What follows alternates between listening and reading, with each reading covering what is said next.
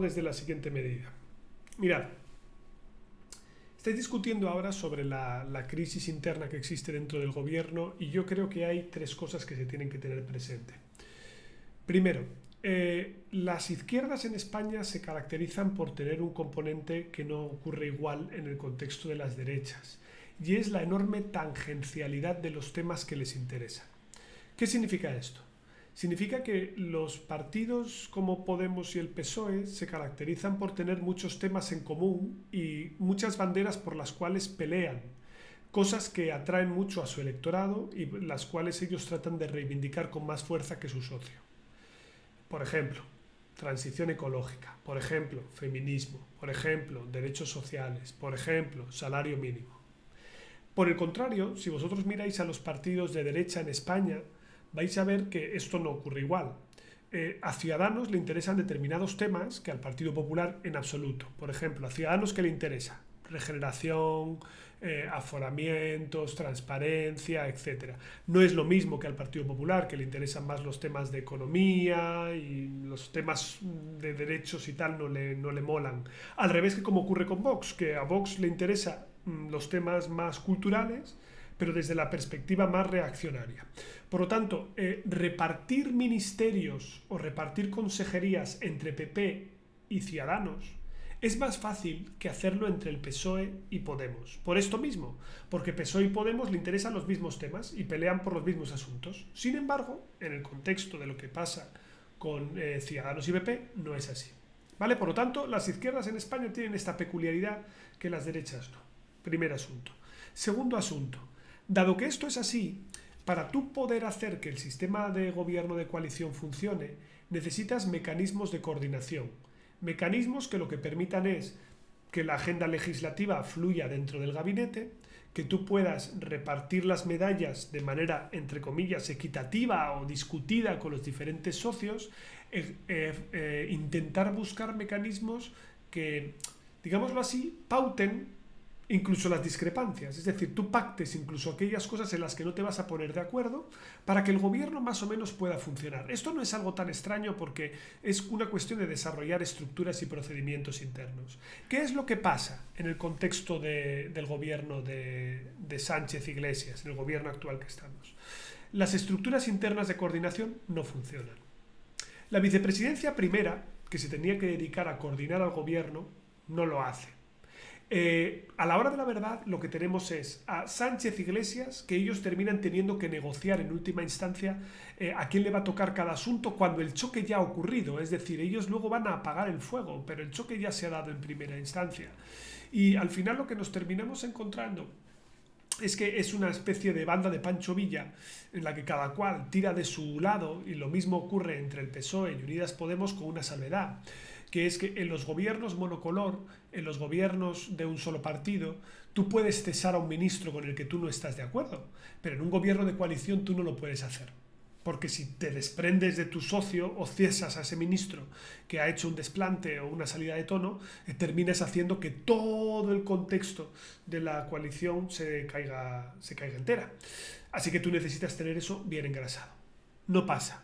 No hay estructuras, se supone que había una comisión en el Parlamento de seguimiento del pacto o del cumplimiento del pacto entre PSOE y Podemos, no se reúne, no hablan, por lo tanto esto es un problema porque a la hora de la verdad queda en última instancia al albur de las relaciones personales y esto genera que los choques se produzcan.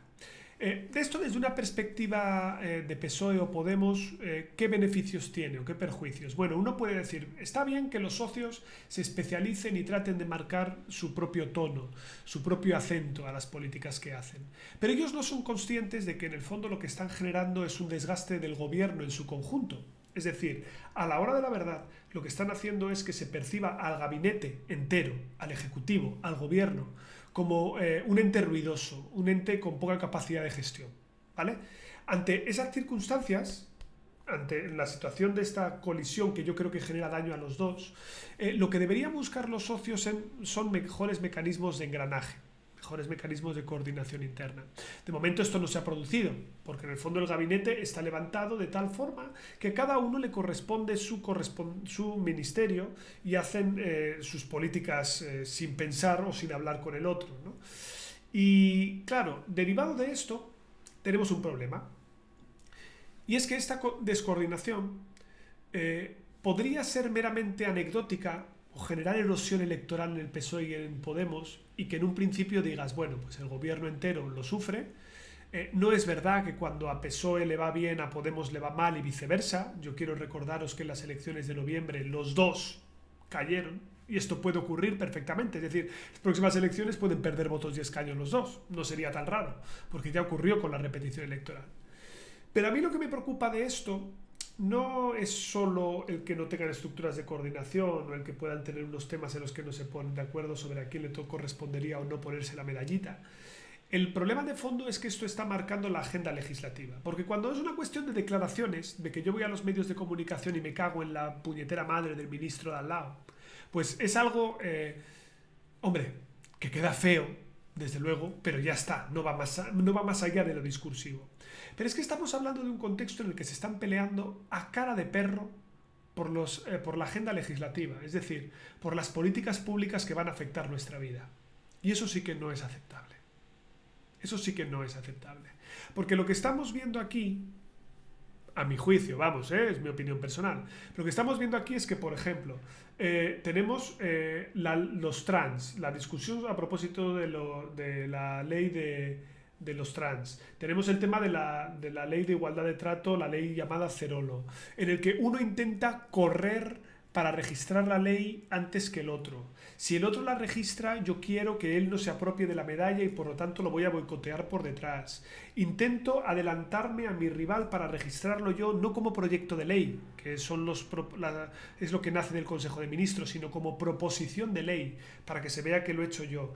Como lo ha registrado el otro y me ha traicionado, pues yo voy a hablar con los otros grupos parlamentarios para pedirles que por favor no voten a favor y entonces tratar de hacer que tenga una derrota mi propio socio de coalición. Entonces, esto es inaudito. Esto es inaudito porque estamos hablando de cosas serias. No estamos hablando meramente de discurso. No estamos hablando de decir yo soy más feminista que tú. O tú tienes más políticas sociales que yo. ¿Vale? No estamos hablando de eso. Estamos hablando de que las medidas concretas que se tienen que adoptar terminan viéndose torpedeadas por los propios socios que son parte del gobierno.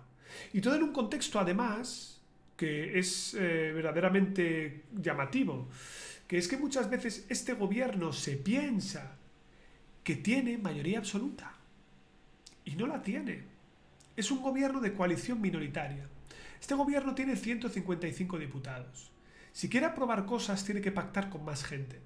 Pero lo mínimo exigible y asumible, creo yo, para que estuviéramos hablando de un gobierno serio, es que llevaran estas cosas pactadas de casa. Es que llevaran esto arreglado. Y por supuesto, aquí estoy diciendo, no, es que la derecha ocupa tal cual. No, mira.